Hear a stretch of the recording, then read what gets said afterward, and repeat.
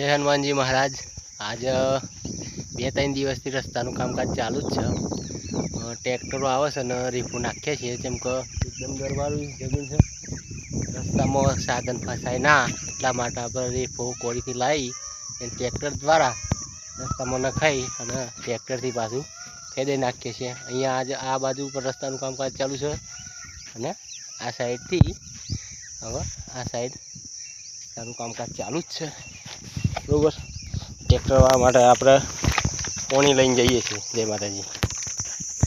જુઓ રસ્તો સરસ મજાનો મસ્ત બની ગયો હોય, જેમાં અંબાજી જતા હોય એવા જંગલોમાં જેમાં આવતું હોય ને ભાઈ, એવો રસ્તો બની ગયો હોય। જે પણ ખૂબ ભાઈને એવું લાગતું હોય કે ભાઈ આપણે હનુમાન દાદાની સેવામાં ટ્રેક્ટર 2 દિવસ મૂકવા જવું છે અને રસ્તા માટે ફેરા કોડીથી લાવવા માટે આપણે રસ્તા નાખવાના છે, બરાબર।